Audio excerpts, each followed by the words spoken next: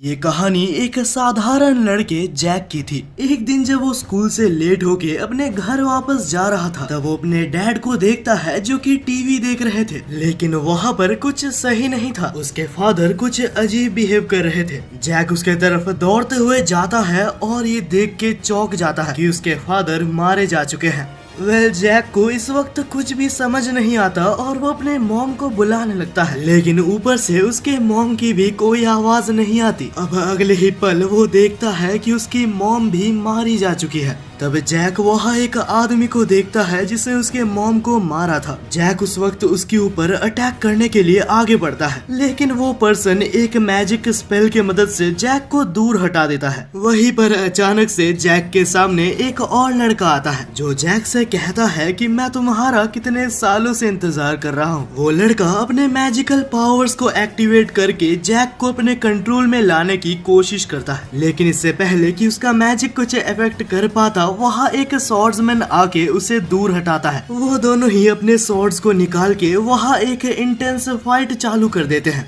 इसका फायदा उठाकर वो मेज जैक के ऊपर अटैक करने वाला था, लेकिन उसी टाइम वहाँ पर एक और मेज आके जैक को प्रोटेक्ट करता है। यहाँ तक जैक को ये क्लियर हो गया था कि इनमें से दो जन उसको अटैक कर रहे हैं और दो जन उसे प्रोटेक्ट कर रहे हैं। उसी वक्त हम देखते हैं कि जो दो पर्सन्स जैक को बचाने की कोशिश कर रहे थे वो एक स्पेस टाइम मैजिक यूज करते हैं। अब इसके कुछ देर बाद अचानक से जैक अपने आंखें खोलता है। वो एक पूरी तरीके से दूसरी जगह में था और कुछ नहीं पता था कि वो कहाँ पे है। इससे पहले कि जैक कुछ भी समझ पाता, वहाँ पर वही मेज आता है जिसने कि उसे बचाया था। जैक उसके तरफ दौड़ते हुए जाता है और उसे पूछता है कि आखिर क्या हुआ और आखिर मेरे पेरेंट्स कहाँ पे है। तब वो मेज कहता है कि मेरा नाम शेल है और ये मेरा दोस्त जिसका नाम एल्सन है। हम दोनों ने तुम्हारे पेरेंट्स को बचाने की बहुत कोशिश की, लेकिन इस वक्त बहुत ही देर हो चुकी है और हम बस तुम्हें ही प्रोटेक्ट कर सकते हैं। और वो कहता है कि यहाँ पे बस मैं ही हूँ जो तुम्हारे लैंग्वेज को समझ सकता है। जैक अभी तक बहुत ही ज्यादा कंफ्यूज था, उसे समझ नहीं आता कि आखिर क्या चल रहा है। तब शेल कहता है कि इस वक्त तुम एक पूरी तरीके से दूसरी दुनिया में हो।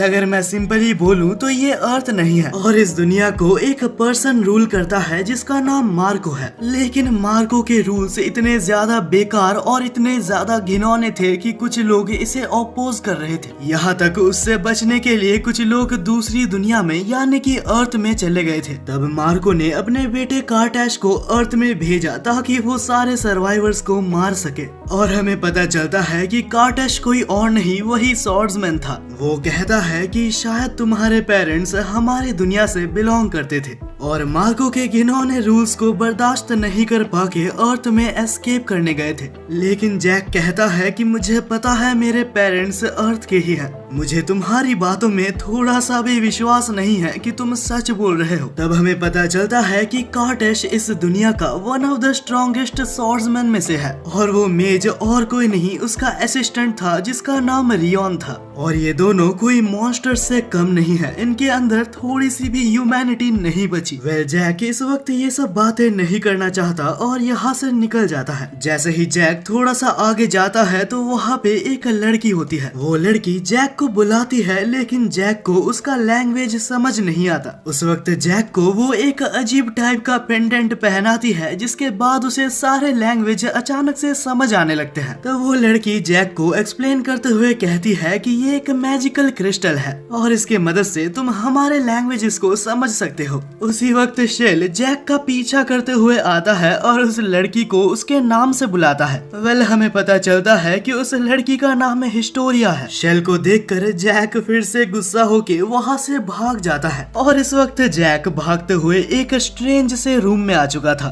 उस रूम में एंट्री करते साथ जैक एक अननोन सर्कल पे हाथ रख देता है। अगले ही पल वो अपने आप को आसमान में पाता है जो कि उड़ रहा था। यहाँ तक उसके साइड में ड्रैगन्स तक उड़ रहे थे, लेकिन अचानक से वहाँ का एटमॉस्फेयर पूरी तरीके से चेंज हो जाता है। वहाँ अचानक से बहुत सारे खतरनाक हमले होने लगते हैं, इतने खतरनाक अटैक्स जो कि ड्रैगन तक को मार देते हैं। वहीं पे कुछ फ्लाइंग सर्पेंट्स आके बाकी सारे क्रिएचर्स को भी मार रहे थे। अचानक से जैक उठता है और रियलाइज करता है कि ये सभी कुछ एक विजन था। जैक के साइड में हिस्टोरिया बैठी थी जो कि उससे कहती है कि ये कोई विजन नहीं था, ये कैलेमिटी 3 साल पहले सच में हुई थी और ये अटैक मार्को के द्वारा किया गया था, जो कि एक बहुत ही मिस्टिकल अटैक था। इस अटैक से वो ड्रैगन्स और यूनिहॉर्न्स के पावर्स छीनना चाहता था। हालांकि जैक को इन सब के बारे में कोई आइडिया नहीं है, तो वो उन्हें सब कुछ पहले से बताती है। वो कहती है कि इस यूनिवर्स में 2 प्लैनेट्स एग्जिस्ट करते हैं, एक अर्थ और दूसरा आइडान।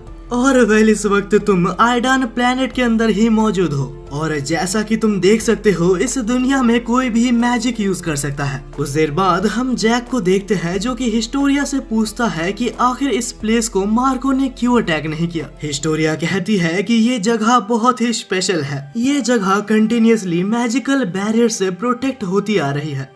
मार्को और कार्टैश इस बैरियर को पार नहीं कर सकते। जैक कहता है कि मुझे नहीं लगता कि तुम लोग सच बोल रहे हो और जैक वहाँ से कूद के अपने घर वापस जाने का रास्ता ढूंढने के लिए चला जाता है। लेकिन थोड़ा आगे जाने पर ही वहाँ एक बैरियर था जो कि जैक पार नहीं कर पा रहा था। चाहे वो जितनी बार भी कोशिश करता वो उस बैरियर को पार नहीं कर सकता। जैक पूरी तरीके से टूट जाता है क्योंकि उसके पेरेंट्स भी अभी उसके पास नहीं है। तब वहाँ पर हिस्टोरिया आके जैक को कंफर्ट करती है। जैक हिस्टोरिया से कहता है कि क्या ये फेयर था कि मेरे पेरेंट्स को मार दिया गया बस इसलिए क्योंकि वो अर्थ में रह रहे थे और इसका कोई प्रूफ भी नहीं है कि वो इस दुनिया से थे। हिस्टोरिया कहती है कि कार्टैश तब तक हमला नहीं करता जब तक कोई वो मैजिक सेंस नहीं कर लेता। ये सुन के जैक को लगता है कि कहीं वो तो कारण नहीं, क्योंकि जब वो अर्थ में था तब उसे बहुत स्ट्रेंज ड्रीम्स आते थे। उसी वक्त हिस्टोरिया अपने मैजिक का यूज करके उसके इंजरीज को हील कर देती है, जो देखकर जैक चौंक जाता है। हिस्टोरिया कहती है कि मैं भी अर्थ से आई हूँ। वेल मेरे ऊपर भी कार्टैश ने बहुत बार हमला किया है, लेकिन शेल ने मेरे को हर बार सेव किया और इस बार वो मेरे को मैजिक सिखा रहा है। कुछ टाइम बाद वहाँ पर एल्सन आता है जो कि उससे कहता है कि मैं तुमसे माफी मांगता हूँ। इससे पहले मैंने अपने आप को इंट्रोड्यूस नहीं किया, लेकिन मैं इस ग्रुप का लीडर हूँ। तब एल्सन जैक को एक लेजेंडरी स्वॉर्ड देता है और कहता है कि आज से मैं तुम्हें ट्रेन करूंगा। वो कहता है कि मुझे अपने आप को डिफेंड नहीं करना। तब जैक कहता है कि मैं इतना स्ट्रॉन्ग बनूंगा कि मैं अपने पेरेंट्स को एवेंज कर सकूं। वहीं पे अगली सुबह हम एक कैसल में देखते हैं जहां लियोन कार्टैश से कहता है कि हमने जैक के पेरेंट्स को मार दिया है। लेकिन कार्टैश इस चीज से बिल्कुल भी खुश नहीं था, क्योंकि उसका प्लान ये था कि वो जैक को जिंदा पकड़ सके और लियोन को वार्न करता है कि अपने आप कोई भी डिसीजन मत लेना। मैं ये मेक श्योर करूंगा कि इसके बाद जब भी वो मुझसे मिले वो बच नहीं पाएगा। अगले दिन हम हिस्टोरिया को देखते हैं जो कि अर्थ में वापस आ चुकी थी। वेल क्योंकि उसके मदर और फादर मर चुके हैं तो वो अपने ग्रैंड मदर के साथ रहती है। हिस्टोरिया अपने ट्रेन के आने का वेट कर रही थी। वेल कुछ देर बाद जैसे नॉर्मली ट्रेन आता है तो सभी लोग सामने आते हैं, लेकिन वहाँ पे एक लड़का था जो कि बहुत ही केयरलेस था। वो अपना फोन एक्सीडेंटली नीचे गिरा देता है और जैसे ही उसे उठाने वाला था तभी गलती से वो हिस्टोरिया को धक्का दे देता है और वो ट्रेन के ट्रैक पे गिर जाती है। वहाँ मौजूद किसी को भी समझ नहीं आता कि अभी क्या हुआ, लेकिन आखिरी मोमेंट में जब वो ट्रेन उसको छू पाता उससे पहले वहाँ पे एक अननोन मैजिकल बैरियर उसको बचा लेता है। हालांकि ट्रेन पूरी तरीके से क्रैश हो चुका था, लेकिन वो सही थी। वहाँ मौजूद लोग उसकी हेल्प करते हैं और वो लड़का भी उससे सॉरी कहता है, लेकिन हिस्टोरिया किसी से भी बात ना करते हुए वहाँ से निकल जाती है। वो एक दूसरे प्लेटफॉर्म में दूसरे ट्रेन में चढ़ जाती है क्योंकि उसे डर था कि कार्टैश उसके मैजिक को सेंस कर लेगा। और वेल वो पूरी तरीके से सही थी क्योंकि कार्टैश उसको ही खोज रहा था। हिस्टोरिया बहुत से जगह भागती है, लेकिन कार्टैश चुपचाप उसका पीछा कर रहा था। नो मैटर हिस्टोरिया कहीं भी चली जाती, कार्टैश हमेशा उसके पीछे था। दौड़ते दौड़ते हिस्टोरिया अब ट्रेन के एंड में आ चुकी थी और वो कहीं भी नहीं जा सकती थी, लेकिन लकीली उस टाइम ट्रेन एक स्टेशन में रुक जाता है। वो ट्रेन से उतरती है और एक दूसरे ट्रेन में चढ़ जाती है, लेकिन ये देख के चौंक चुकी थी कि कार्टैश भी उसको फॉलो कर रहा था। हिस्टोरिया अपनी पूरी कोशिश करती है कि वो कार्टैश से अपना पीछा छुड़ा सके और फाइनली उसे एक मौका मिलता है और वो ट्रेन से बाहर निकल जाती है, लेकिन कार्टैश वहाँ से नहीं निकल पाता और हिस्टोरिया बच जाती है। अगले ही पल हम हिस्टोरिया को अपने ग्रैंड मदर के घर में देखते हैं। वो बहुत ही ज्यादा डर गई थी और अपने ग्रैंड मदर के पास जाती है। हिस्टोरिया को ऐसा देखकर उसके ग्रैंड मदर पूछते हैं कि आखिर तुम्हें क्या हुआ। वेल ऑफ कोर्स हिस्टोरिया कार्टेश के बारे में अपने ग्रैंड मदर को कुछ भी नहीं बता सकती, तो वो सिंपली अपने ग्रैंड मदर से कहती है कि मेरा एक लड़का पीछा कर रहा था और मुझे नहीं पता कि उसे क्या चाहिए। उसकी ग्रैंड मदर कहती है कि चिंता मत करो, तुम अभी घर में हो और तुम्हें कोई भी कुछ नहीं कर सकता। वहीं पे अगले सीन में हम जैक को देखते हैं जो कि एलिसन के साथ बहुत ही कड़ी ट्रेनिंग कर रहा था। ट्रेनिंग करते करते जैक को भी 4 महीने गुजर चुके थे और अब फाइनली जैक थोड़ा बहुत स्वॉर्ड चला सकता था, लेकिन ऐसे स्वॉर्ड्स प्ले से वो एलिसन को कभी भी नहीं हरा सकता। एलिसन उसे बहुत ही इजीली एक डुएल में हरा देता है। जैक कहता है कि आखिर मैं तुम्हें क्यों नहीं हरा पाता। एलिसन कहता है कि मैं सालों से ट्रेनिंग कर रहा हूँ, हालांकि तुम्हें ट्रेनिंग करते हुए अभी बस 4 महीने ही हुए हैं। जैक कहता है कि तुमने मुझसे वादा किया था कि तुम मुझे एक लेजेंडरी स्वॉर्ड दोगे, लेकिन एलिसन कहता है कि तुम अभी तक उस काबिल नहीं हुए कि तुम एक लेजेंडरी स्वॉर्ड को हैंडल कर सको। लेकिन जैक बहुत ही जिद करता है और कहता है कि एटलीस्ट मुझे उसे देखने तो दो। वेल एलिसन मान जाता है और एक बटन प्रेस करता है जहां सारे स्वॉर्ड्स अपीयर हो जाते हैं। तब एलिसन कहता है कि इनमें से एक स्वॉर्ड बहुत ही स्पेशल है और मेरी फेवरेट है, लेकिन जैक का ध्यान बस एक ही स्वॉर्ड की तरफ जा रहा था और कुछ नहीं, वो एक लेजेंडरी स्वॉर्ड था। जैक उस स्वॉर्ड के पास जाता है और देखता है कि ये स्वॉर्ड तो बहुत ही ऑसम है। एलिसन कहता है कि ये स्वॉर्ड एक ड्रैगन स्वॉर्ड है, क्योंकि इस स्वॉर्ड को एक ड्रैगन फायर में बनाया गया था। बहुत ही पुराने टाइम में इसे एक लेजेंडरी स्वॉर्ड्समैन विल्ड करता था और ऐसा कहा जाता है कि इस स्वॉर्ड को बस वही यूज कर पाएगा जो कि कार्टेश से लड़ने वाला है। जो भी इस स्वॉर्ड का यूज करेगा, कार्टेश उसका सबसे बड़ा दुश्मन हो जाएगा। ये सब सुन के जैक उस स्वॉर्ड को पकड़ने वाला था, लेकिन एलिसन चिल्लाता है। वो कहता है कि इस स्वॉर्ड को गलती से भी मत छूना वरना तुम जल जाओगे। जैक हंसता है और कहता है कि तुम मजाक कर रहे हो, है ना? एलिसन कहता है कि मैं कोई मजाक नहीं करता।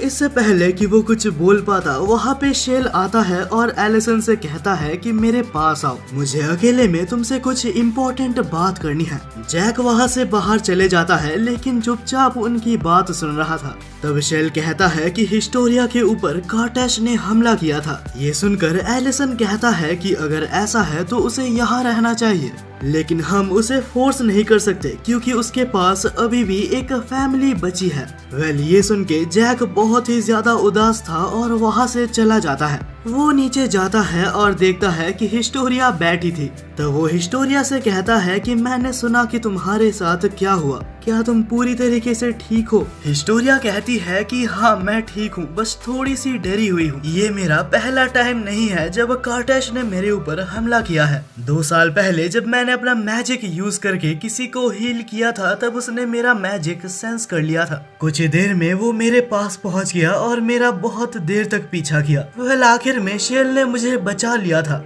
वहीं पे प्रेजेंट में हिस्टोरिया बहुत ही ज्यादा क्लूलेस थी। उसे समझ नहीं आता कि आखिर उसे अर्थ जाना चाहिए या यहाँ पे परमानेंट रह जाना चाहिए, क्योंकि अर्थ में अभी भी उसके ग्रैंड मदर रहती है। जैक तब उससे कहता है कि आखिर तुम कोई भी डिसीजन लो, हम सब तुम्हारे साथ हैं और चिंता मत करो, कुछ ही दिन में मैं भी फाइट करना सीख जाऊंगा और उसके बाद मैं भी तुम्हें प्रोटेक्ट करूंगा। जैक की बातें सुनकर वो बहुत ही ज्यादा खुश होती है और अपने अंदर विश्वास रखती है। उसी वक्त वहाँ पे शेल आता है और कहता है कि तुम दोनों यहाँ रहना क्योंकि कार्टेश हमारा पीछा कर रहा है। एलिसन अपना स्वॉर्ड लेता है और जाने के लिए रेडी होता है, लेकिन तभी जैक पूछता है क्या मैं भी तुम्हारे साथ जा सकता हूँ? लेकिन वो कहता है कि तुम अभी तक तैयार नहीं हो। शेल और एलिसन वो दोनों थे जो कि कार्टेश से लड़ने वाले हैं। वो वहाँ मौजूद क्रिस्टल का इस्तेमाल करते हुए कार्टेश का लोकेशन ट्रैक करके वहाँ से टेलीपोर्ट कर लेते हैं। वहीं पे हम कार्टेश और उस मेज को देखते हैं जो कि अर्थ में 2 लोगों को हंट कर रहे थे, क्योंकि ये दोनों भी अपनी जान बचा के अर्थ में रहने आ गए हैं। वहीं पे रियान अपना मैजिक यूज करते हुए उस लड़की के ऊपर हमला करता है। वो लड़की अपने आप को अपने मैजिक की मदद से डिफेंड करती है, जिससे कि ये रिवील हो जाता है कि वो आइडान की एक सिटीजन है। वहीं पे दूसरा पर्सन इसका मौका उठा के वहाँ से निकल जाता है, लेकिन कार्टेश उसके पीछे आ चुका था और एक बहुत ही स्ट्रेंज मैजिक की मदद से उसे इंस्टेंटली मार देता है। बस उसी मोमेंट में शेल और एलिसन वहां पहुंच जाते हैं। रियान उस लड़की को पूरी तरीके से मारता है और शेल के ऊपर एक मैजिकल अटैक करता है। वहीं पे एलिसन कार्टैश का मुकाबला करते हुए एक डुएल में फाइट कर रहा था। वहीं पे रियान एक और मैजिकल अटैक शेल के ऊपर परफॉर्म करता है। शेल उस मैजिकल अटैक को डॉज कर लेता है, लेकिन उसी वक्त रियान अपने मैजिक के डायरेक्शन को चेंज कर देता है और इस अटैक से शेल को एक बहुत ही सीरियस इंजरी हो जाती है। एलिसन शेल की इस सिचुएशन को देख के उसके पास जाता है और उससे कहता है कि हमें यहाँ से निकलना होगा। और बस आखिरी मोमेंट में शेल अपने टेलीपोर्टेशन को ऑन करता है और वहाँ से एस्केप कर लेता है। वहीं पे वापस कैंपस में जैक अपनी ट्रेनिंग कर रहा था और जब उसे बाहर से कुछ आवाजें आती है तो वो चेक करने जाता है। उसी वक्त वहाँ पे विक्टोरिया आती है और एलिसन उससे उसे हील करने कहता है। विक्टोरिया कहती है कि मैं ट्राई कर सकती हूँ, लेकिन उससे पहले हमें यहाँ से बाहर जाना होगा, क्योंकि बाहर ओपन एयर में उसकी पावर और ज्यादा स्ट्रॉन्ग हो जाती है। और फाइनली हिस्टोरिया बाहर जाके उसे हील करने में कामयाब होती है। शेल विक्टोरिया का शुक्रिया अदा करता है और कुछ देर के लिए रेस्ट करता है। इसके बाद ही हिस्टोरिया जैक के पास आती है और उसे सारा कुछ बताती है। जैक ये सुन के कहता है कि बहुत बढ़िया, तुम एक बहुत ही अच्छी मेज हो। लेकिन हिस्टोरिया कहती है कि मैं कोई मेज नहीं, मैं तो उसके बराबर भी नहीं आ सकती, लेकिन मैं एक दिन उसके तरह बनना चाहती हूँ जो कि इस दुनिया का सबसे बड़ा मेज है। वो उस मेज के बारे में थोड़ी इन्फॉर्मेशन देती है। इसका नाम लाय है और इसके पास एक वेपन था, लेकिन वो वेपन यहाँ से बहुत सालों पहले चोरी हो चुका है। तब हिस्टोरिया कहती है कि मैं शेल की हेल्प करना चाहती थी, लेकिन मैं इतनी वीक हूँ कि मैं आखिरी टाइम भी उसकी हेल्प नहीं कर पाई। तब जैक अपने आप से एक क्वेश्चन पूछता है कि आखिर हम कार्टैश से क्यों हार जाते हैं। ये सोचते हुए वो दौड़ते हुए उस क्रिस्टल के पास जाता है और उसे कहता है कि मुझे बताओ, आखिर कार्टैश इस वक्त कहाँ पे है। क्रिस्टल उसे दिखाता है कि आखिर कार्टैश इस वक्त कहाँ पे मौजूद है। तब जैक क्रिस्टल से कहता है कि मैं दूर से उन दोनों के ऊपर नजर रखना चाहता हूँ। क्रिस्टल इसको अलाउ करता है और जैक एक इमेज फॉर्म में वहाँ पे प्रेजेंट था। तब जैक देखता है कि कार्टैश के पास एक तरह की बुक है, लेकिन इससे पहले कि कार्टैश उस बुक को खोल पाता, वो जैक को नोटिस कर लेता है और अपने मैजिक के मदद से वो जैक को कंट्रोल करने की कोशिश करता है, लेकिन मैजिक के इफेक्ट करने से पहले हिस्टोरिया उसे उठा देती है। तब कार्टैश रियॉन से कहता है कि कोई हमें देख रहा था और प्रोबेबली ये शेल के टीम में से ही कोई एक होगा। वो कोई भी हो, बहुत ही जल्दी मरने वाले हैं। वहीं पे हम देखते हैं कि जैक को होश आता है और सभी लोग वहाँ पे थे। शेल और एलिसन को पता चल जाता है कि जैक ने अभी क्या करने की कोशिश की थी और एलिसन जैक से कहता है कि तुमने जो अभी किया वो बहुत ही बेवकूफी भरा काम था। अगर कार्टैश चाहता तो वो तुम्हें 1 सेकंड के अंदर मार सकता था, लेकिन जैक कहता है कि ये कैसे मुमकिन हो सकता है, मैं तो वहाँ पे था भी नहीं। शेल एक्सप्लेन करता है कि कार्टैश की पावर अपने माइंड से कंट्रोल होती है, वो किसी भी माइंड और सोल को कंट्रोल करके उसे मार सकता है। ये दोनों ही केसेस बहुत ही ज्यादा बुरे हैं, क्योंकि अगर तुम कंट्रोल हो जाते हो तो वो इस फॉरेस्ट में एंट्री ले सकता है और उसके इस फॉरेस्ट में आने से चीजें बहुत ज्यादा बिगड़ सकती है। जैक उनसे माफी मांगता है और कहता है कि आगे मैं ऐसा कुछ नहीं करूंगा। वो दोनों वहाँ से चले जाते हैं, लेकिन हिस्टोरिया समझना चाहती थी कि आखिर जैक ने वहाँ क्या देखा। जैक कहता है कि उनके हाथ में कोई अजीब सी बुक थी जो कि आइडियन लैंग्वेज में लिखी हुई थी, लेकिन वो उस प्लेस का नाम रिमेम्बर नहीं कर पा रहा था। तब वो एक कॉपी और पेन में उस प्लेस को ड्रॉ करने की कोशिश करता है और एक बहुत ही अच्छा ड्राइंग बना लेता है, जिसको देख के हिस्टोरिया बहुत ही ज्यादा इम्प्रेस हो जाती है और कहती है कि तुम अभी रेस्ट कर सकते हो, मैं इस पिक्चर को ऑनलाइन खोजने की कोशिश करूंगी। हिस्टोरिया के जाते साथ ही जैक फिर से ट्रेनिंग करने लगता है। उसी वक्त वहाँ पे एलिसन आके उससे सॉरी कहता है। वो माफी मांगता है क्योंकि पहले उसने बहुत ही रूड बिहेव किया। जैक, आज तक के तुम मेरे सबसे होनहार स्टूडेंट हो और मैं तुम्हारे जैसे एक वॉरियर और फ्रेंड को खोना नहीं चाहता। ये सुनकर जैक और ज्यादा खुश हो जाता है और कहता है कि मैं आगे से और ज्यादा मेहनत करूंगा। वहीं पर हिस्टोरिया ने अपने लैपटॉप में बहुत से जगह चेक कर लिए थे और बहुत रिसर्च करने के बाद फाइनली उन्हें वो जगह मिल जाता है जो कि वो ढूंढ रहे थे और उस जगह को देखकर जैक कंफर्म करता है कि हाँ, ये वही जगह है। तभी हिस्टोरिया एक बुक के बारे में बताती है जो कि आजकल काफी फेमस हो रही है। ये बुक पीटर नाम के एक साइंटिस्ट के द्वारा लिखा गया था और ऐसा लगता है कि कार्टैश ने किसी रीजन की मदद से उस बुक को चुरा लिया है। जब एलिसन और शेल को इस बारे में पता चलता है तब शेल कहता है कि उस बुक को जूम करो और जैसे ही वो उस बुक को जूम करती है तो शेल बहुत ही ज्यादा हैरान हो जाता है। ये एक बहुत ही एंशिएंट बुक है जो कि ग्रेट मेजेस के बारे में सब कुछ बताती है। ये वही मेजेस है जो कि हमारे उस रूम में रखे गए हैं। वो ये भी कहता है कि जब पास्ट में वॉर्स होते थे तब हम भाग के यहाँ पे आ गए थे और बहुत सारे मेजेस के बारे में हमने यहाँ पे सारी डिटेल्स लिखी थी और वही सेम बुक इस वक्त कार्टैश के पास है। हमने उस जगह पे बहुत सारे मैजिकल आइटम्स रखे थे जैसे कि सॉर्ड्स और अलग अलग चीजें, और उस बुक में एक लेजेंडरी स्टाफ के बारे में भी बताया गया है और अगर वो स्टाफ किसी भी तरीके से कार्टैश को मिल जाता है तो बहुत ही बड़ा डिजास्टर आने वाला है। तब एलिसन कहता है कि हमें उस म्यूजियम में जाना चाहिए जहाँ से वो बुक स्टोल हुआ था और वेल वो लोग वहाँ पे जाते भी हैं। एलिसन को अर्थ के कपड़े पहनने पड़ते हैं जो कि उसके लिए बहुत ही ज्यादा एनोइंग थे। वह जो भी हो, जब वो लाइब्रेरी और म्यूजियम के पास पहुंचते हैं तो वो लोग स्प्लिट अप कर लेते हैं ताकि वो लोग अलग अलग जगह पे जल्दी खोज पाए। उसी सेम टाइम में साइंटिस्ट पीटर किसी को कॉल करके कहते हैं कि वो बुक चोरी हो चुका है, यहाँ तक सारे डिजिटल कॉपीज भी डिलीट हो चुके हैं। कॉल में जो बंदा था वो कहता है कि चिंता मत करो, मेरे पास एक प्राइवेट कॉपी है,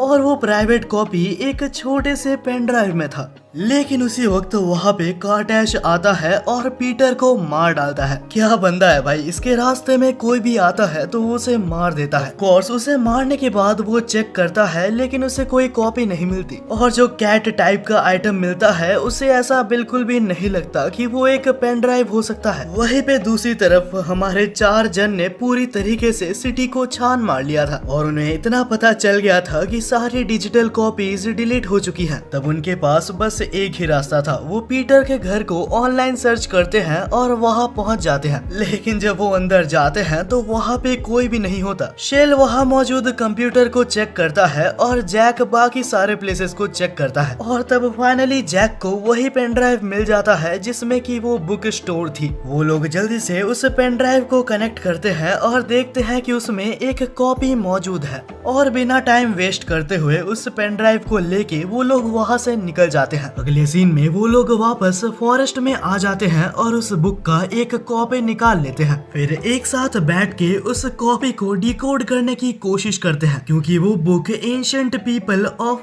आइडा के द्वारा लिखी गई है। वहीं पे जैक एलिसन के साथ अपने सॉर्ड ट्रेनिंग करने चला जाता है। उसी टाइम हिस्टोरिया एक और बुक पढ़ती है जिसमें उसे मेजेस के बारे में सीक्रेट्स पता लगते हैं। वो एक ग्रेट मेज लाई के बारे में पढ़ती है। उसे पता लगता है कि ग्रेट मेज लाई को अपनी पावर अपने स्टाफ से मिलती थी और ज्यादा पढ़ने पे उसे पता चलता है कि बहुत पहले एक लेजेंडरी यूनिकॉर्न लिव करता था और यही यूनिकॉर्न है जिसके वजह से लाई को अपना मैजिकल पावर और स्टाफ मिला था। लेकिन बाद में जब यूनिकॉर्न मर जाता है तो वो स्टाफ खुद ब खुद डिसलोकेट हो जाता है और इस वक्त किसी को भी नहीं पता कि वो लेजेंडरी स्टाफ कहाँ पे है। और उसी वक्त शेल को वो लोकेशन मिल जाती है जहाँ पे वो स्टाफ हाइड किया गया है। लेकिन बुक में एक बहुत ही अजीब सी लैंग्वेज लिखी हुई थी। शेल को वो पढ़ के बस इतना ही समझ आया कि डेजर्ट के लोगों ने उस स्टाफ को कहीं पे छुपाया है। और जब शेल उसको आगे पढ़ने की कोशिश करता है तो अचानक से एक अनआइडेंटिफाइड स्पेल एक्टिवेट हो जाती है।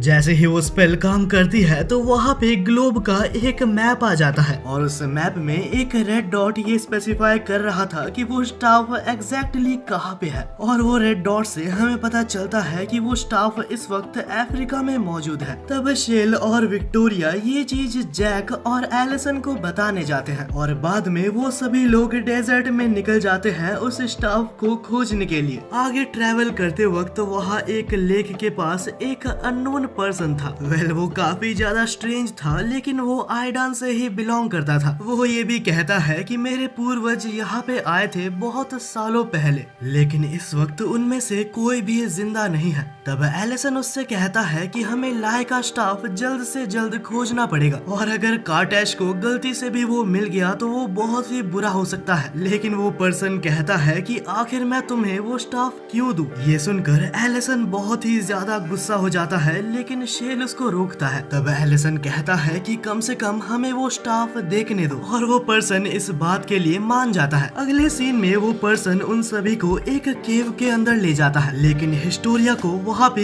एक बहुत ही स्ट्रेंज फीलिंग महसूस हो रही थी और वो सबसे कहती है कि इस केव के अंदर ऑलरेडी कार्टैश मौजूद है। लेकिन हिस्टोरिया की ये बात बस जैक ही सुन पाया था। वो लोग दौड़ के ये बात शेल को तो वार्न कर देते हैं, लेकिन एलिसन के लिए बहुत देर हो चुकी थी क्योंकि वो ऑलरेडी केव के बहुत ही अंदर जा चुका था। वो तीनों वहाँ से दौड़ते हैं ताकि वो एलिसन को वार्न कर सके, लेकिन जब तक वो लोग अंदर जाते हैं बहुत ही लेट हो चुका था क्योंकि शायद एलिसन मरने वाला था। कार्टैश ने एलिसन को कुछ ही सेकंड्स के अंदर मार डाला था। ये देखकर जैक बहुत ही गुस्सा होके सामने अटैक करने जाता है, लेकिन कार्टैश मैजिक की मदद से उसके स्वॉर्ड को फ्रीज करके उसे तोड़ देता है। वहाँ तीनों ही इस वक्त बहुत ही ज्यादा डेंजर में थे। नहीं पता कैसे एक बहुत ही स्ट्रेंज सी चीज हो जाती है। लेजेंडरी मैजिकल स्टाफ अचानक से हिस्टोरिया के हाथ में आ जाती है और बिना टाइम वेस्ट करते हुए एक प्रोटेक्शन स्पेल की मदद से हिस्टोरिया जैक को बचा लेती है। ये देखकर कार्टैश कहता है कि वो स्टाफ मेरे हवाले कर दो,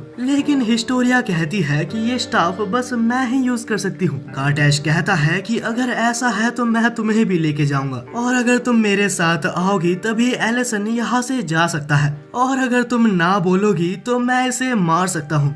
ये देखकर कि हिस्टोरिया के पास और कोई चॉइस नहीं है, वो आगे जाने वाली थी। जैक उसे रोकता है, लेकिन हिस्टोरिया के पास और कोई ऑप्शन नहीं था। उसी वक्त पीछे से शेल आता है और अपने टेलीपोर्टेशन मैजिक से वो तीनों वहाँ से टेलीपोर्ट हो जाते हैं। ये देखकर रियान बहुत ही ज्यादा गुस्सा हो जाता है, लेकिन कार्टैश बहुत ही शांत था। वो कहता है कि चिंता मत करो, वो लोग जल्द ही हमारे पास वापस आएंगे क्योंकि एलिसन हमारे साथ है। और अब हम देखते हैं वो सीन जब वो लोग रिटर्न होके वापस फॉरेस्ट के अंदर जा चुके थे, जहाँ जैक बहुत ही ज्यादा गुस्सा था क्योंकि वो एलिसन को वापस नहीं ला पाए। हालांकि शेल कहता है कि उस वक्त हमारे पास और कोई चॉइस नहीं था क्योंकि अगर विक्टोरिया उसके पास चली भी जाती फिर भी वो हम दोनों से लड़ता और हमें कैप्चर कर लेता। अगर एलिसन कॉन्शियस होता तो वो भी हमें यहाँ से भागने ही कहता। हालांकि शेल को फाइट के दौरान एक बहुत ही इम्पोर्टेंट चीज याद आती है, तो वो वहाँ पे बैठ जाता है और एक्सप्लेन करना चालू करता है। वो कहता है कि बहुत सालों पहले जब मार्को ने आइडान के ऊपर हमला किया था तब एक लेजेंड था जो कहता था कि उसका अंत एक यूनिकॉर्न या फिर एक ड्रैगन के द्वारा होगा, और यही रीजन है कि उसने इस दुनिया में सारे ड्रैगन्स और यूनिकॉर्न्स को मार डाला है। वो कंटिन्यू करते हुए कहता है कि मैं उस दिन वहाँ पे मौजूद था